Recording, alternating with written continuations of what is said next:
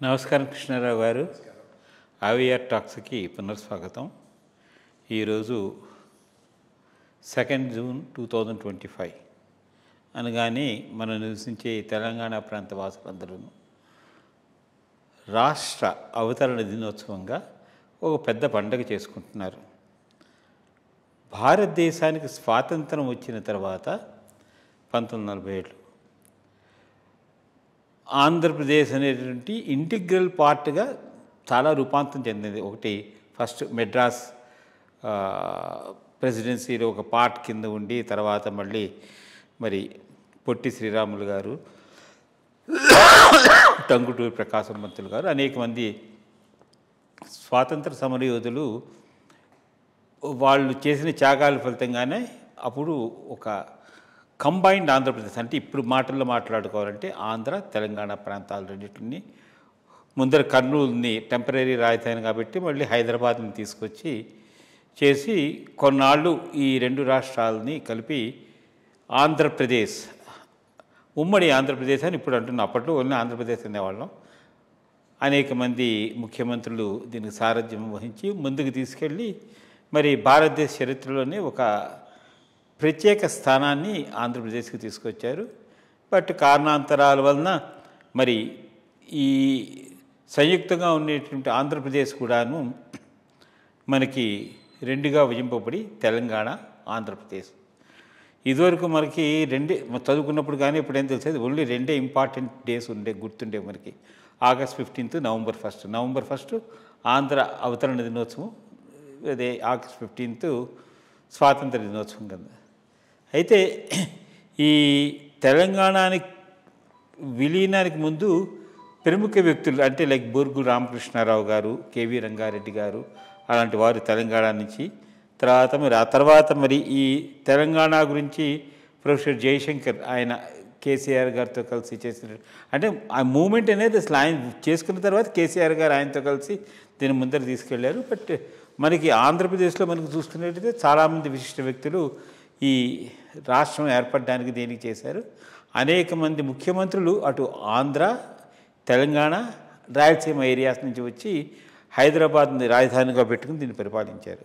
So ఇప్పుడు మనం actually Telangana ఈ ప్రాంతంలో మనం నివసిస్తున్నాం కాబట్టి మీరు మంచి అంటే అన్ని చోట్ల మీకు మంచి పరిపాలనా అనుభవం ఉంది. ఇది సమిష్టి ఆంధ్రప్రదేశ్లోను, తర్వాత విభజన తర్వాత కూడాను మీరు అడ్మినిస్ట్రేటివ్ సర్వీసెస్లో చాలా పెద్ద స్థాయిలో పనిచేసి రిటైర్ అయిన మీ అనుభవాలను తెలుసుకుని ఈ అవతరణ దినోత్సవం దీని గురించి ఒకసారి ఈరోజు మనం పండుగ జరుపుకుంటున్నాం కాబట్టి తెలంగాణ ఒకటేంటంటే ఆంధ్రప్రదేశ్లో ఈరోజు కూడా చేసుకుంటున్నారో లేదో నాకు తెలియదు. ఎందుకంటే మరి విభజించినప్పుడు మనం సెకండ్ అయినప్పుడు సైమిల్టేనియస్గా అక్కడ కూడా అవ్వాలి. మరి నవంబర్ 1 నాడు కొన్నాళ్ళు జరుపుకున్నారు, తర్వాత కొంత జరపలేదు. మరి ఏదో దీక్షా దివాస్ అని చెప్పేసి ఏదో ఒకటి చేయడం జరిగింది. బట్ నేను రాష్ట్ర అవతరణ దినోత్సవం అనేది ఒక పండగ కాబట్టి దాన్ని చేసుకుంటేనే చాలా చక్కగా ఉంటుంది. ప్రజలు మనస్సులో ఒక విధమైనటువంటి ఆనందము, ఆహ్లాదము వస్తుంది. కాబట్టి దీని గురించి చిన్న వివరణ కావాలి. ఒకటి 1948లోనే పోలీస్ యాక్షన్ తర్వాత ఇది సపరేట్ రాష్ట్రమైంది, హైదరాబాద్ స్టేట్. కోర్స్ కొంత Kannada speaking areas, Maratha speaking areas కూడా, నాందేడు, గుల్బర్గా ఇవి కూడా దీంట్లో భాగంగా ఉన్నాయి. తెలంగాణ ప్రాంతం ప్రధానంగా ఉన్నది. మనం సపరేట్ రాష్ట్రం మెడ్రాస్ ప్రెసిడెన్సీ నుంచి విడి బయటకు వచ్చింది 1952 అనుకుంటాను, 1952. సో 56 కలిసే టైంకు తెలంగాణ ఒక సపరేట్ ఎంటిటీగా ఆల్మోస్ట్ 8 సంవత్సరాలు ఉంది. అది మర్చిపోకూడదు.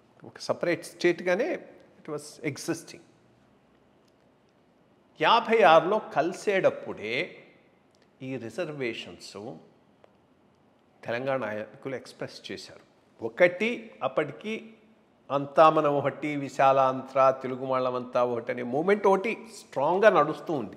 ఇక్కడ నడుస్తుంది, అక్కడ నడుస్తుంది. ఇక్కడ నిజాంకు వ్యతిరేకంగా నడిచింది. ఆంధ్ర సభ, ఈ శ్రీకృష్ణదేవరాయల భాషా నిలయం అని బేగంపేట దగ్గర, బేగంపేట కాదు, ఇది మన కోటి బేగం బజార్ దగ్గర ఉన్నది. అక్కడంతా చాలా సాహితీ సభలు అవి జరుగుతూ ఉండేవి. సో తెలుగు భాష పరిరక్షించుకోవాలి, ఆంధ్రులమంతా ఒకటి అనేటటువంటి ఫీలింగు అక్కడ కన్నా ఇక్కడ కూడా స్ట్రాంగ్గా ఉండింది. దాని మీద భాషా ఉద్యమాలు నచ్చాయి. ఎందుకంటే నవాబు బేసిక్గా పోషించినటువంటి భాష ఉర్దూ, తెలుగు కాదు ఎక్కువ. ఐ మీన్ అంతకుముందు కుతుబ్ షాహీల టైంలో ఉండింది కానీ, బట్ వన్స్ ఉర్దూ ఒక లాంగ్వేజ్గా డెవలప్ అయిన తర్వాత అసఫ్ జాహీ డైనాసిటీలో బేసిక్గా వాళ్ళు ఉర్దూతోనే కొనసాగించారు.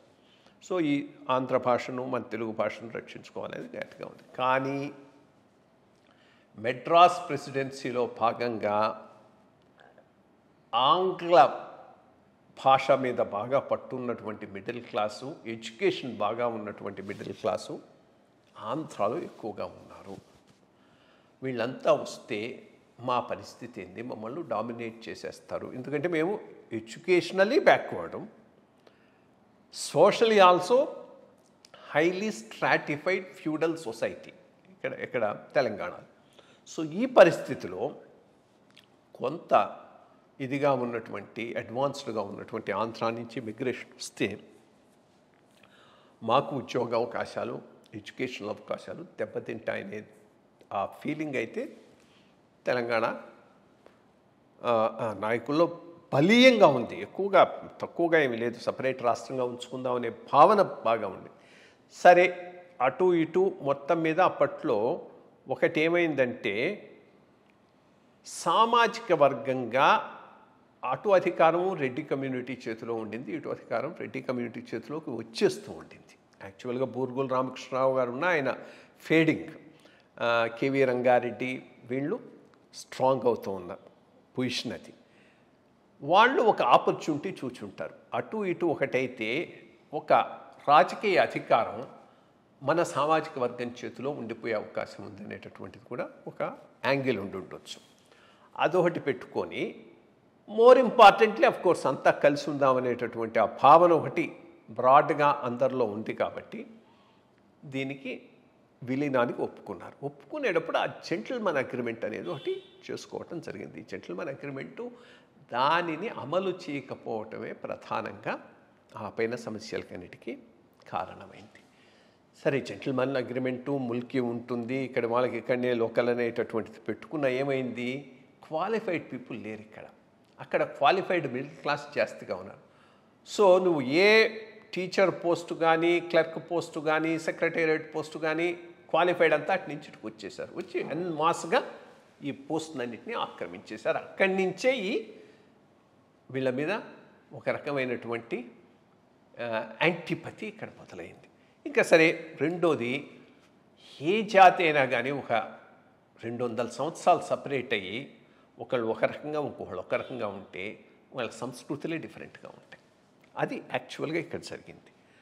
భాష కూడా ఇక్కడ నైజాం డొమైన్లో ఉర్దూ ప్రభావం ఎక్కువ ఉండటం, దాంతో తెలంగాణ డైలెక్ట్ ఒక రకంగా తయారైంది. Nothing wrong, I mean not that it is anything less or more, but it's a specific distinct dialect compare to Andhra area. ఆంధ్రాలో కూడా అన్ని చోట్ల ఒకే రకంగా ఉండదు. రాయలసీమలో ఒక రకమైన డైలెక్ట్, మాండలికాలు డిఫరెంట్ ప్లేస్లో ఒక ఉంటాయి. బట్ అవన్నీ కాస్త సర్దుకునేటట్టునే, ఇది మాత్రం బాగా డిస్టింక్ట్గా ఉంది. అదొక మేజర్ ఏరియా ఆఫ్ వచ్చింది. సరే, ఇది దీనికంతా ఇంకోటి, ఇది ముల్కి పెట్టిన ముల్కి అమలు కాలేదు. ఎవడైనా అక్కడికి వచ్చి తహసీల్దార్కు 1000 రూపాయలు ఇస్తే ముల్కి సర్టిఫికేట్ ఇచ్చేసేవాడు. వెంటనే ముల్కి అని చెప్పుకొని ఉద్యోగాలు తీసేసుకోవటం జరుగుతూ ఉండేది ఇక్కడ. సో అది చాలా, I'm a witness to that, అందుకని కూడా చెప్తూ ఉన్నాను. ఒక వ్యక్తి వరంగల్ తహసీల్దార్ దగ్గర ముల్కీ సర్టిఫికేట్ తీసుకొని ఇక్కడ ఉద్యోగం సంపాదించాడు ఆ రోజులు. సో వీటి వలన బాగా ఇది పెరిగింది. సరే, మనం కూడా చూసాం టీపీఎస్ ఉద్యమం సాధారణమైన ఉద్యమం కాదు. చెన్నారెడ్డి గారు నడిపినటువంటి ఉద్యమం సాధారణమైనటువంటి ఉద్యమం కాదు. ఒక రకంగా అదే చెప్తాను, అత్త వద్దన్నది కోడలు ఇచ్చేసింది. ఆ రోజు మిసెస్ గాంధీ అంత గట్టిగా నిలబడకపోతే 69లో కానీ 72లో కానీ సపరేట్ రాష్ట్రాలు వచ్చి ఉండాల్సింది, వచ్చి ఉంటే బాగుండేది కూడా. కానీ ఆమె ఏమి చూసింది, అంతకుముందు నెహ్రూ గారికి ఇష్టం లేకుండా లింగ్విస్టిక్ స్టేట్స్ ఏర్పడ్డాయి. ఇప్పుడు ఈ లింగ్విస్టిక్ స్టేట్స్ కూడా ఫర్దర్ బైఫర్కేషన్ అయితే అక్కడికి బాల్కనైజేషన్ అయిపోతుందో, మేనేజ్ చేయడం కష్టం అవుతుందో, ఒక తడవ ఇక్కడ మొదలైందంటే అన్ని చోట్ల వస్తాయని ఆమె ఆ రకంగా ఆలోచించి 69లో ఆపింది, 72లోనూ ఆపింది. లేకపోతే 69లో ఉన్న పొలిటికల్ దీనికి అప్పుడే వచ్చి ఉండాలి.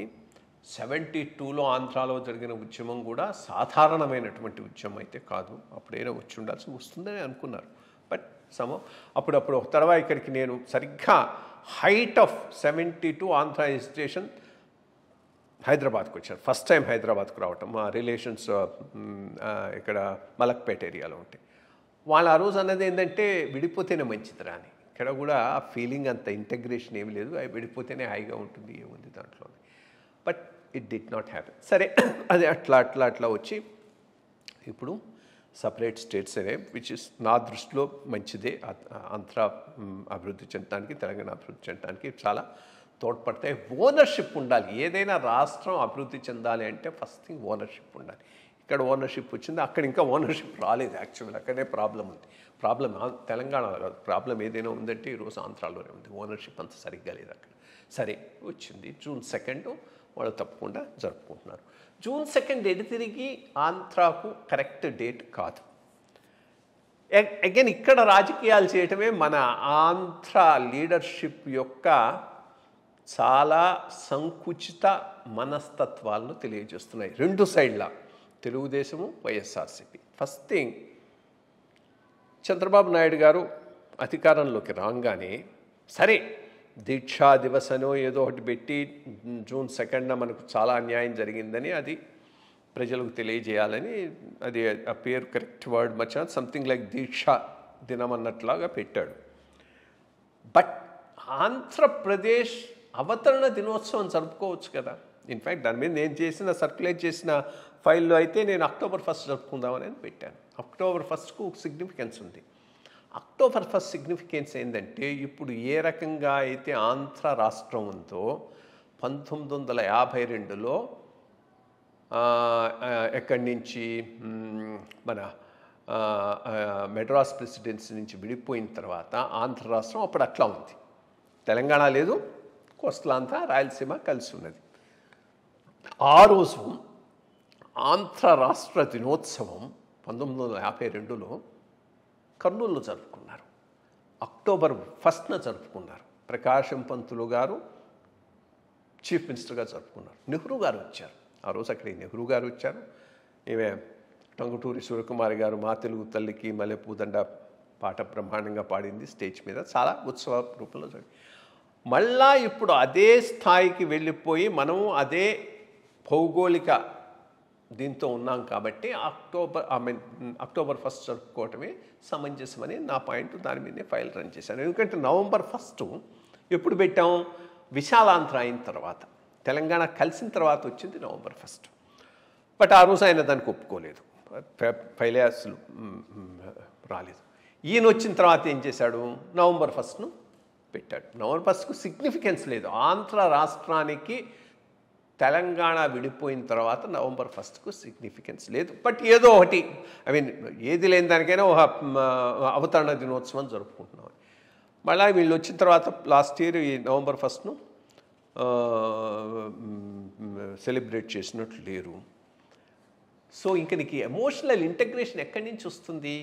నీకు అవసరమైన ఒక అవతరణ దినోత్సవాన్ని కూడా జరుపుకోలేనంత సంకుచిత మనస్తత్వంతో రాజకీయాలు నడుస్తూ ఉన్నటువంటి రాష్ట్రానికి భవిష్యత్తే కష్టం అవుతుంది.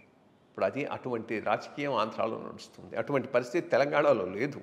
బోనప్ చేసుకున్నారు, June 2ను సెలబ్రేట్ చేసుకుంటున్నారు. So good.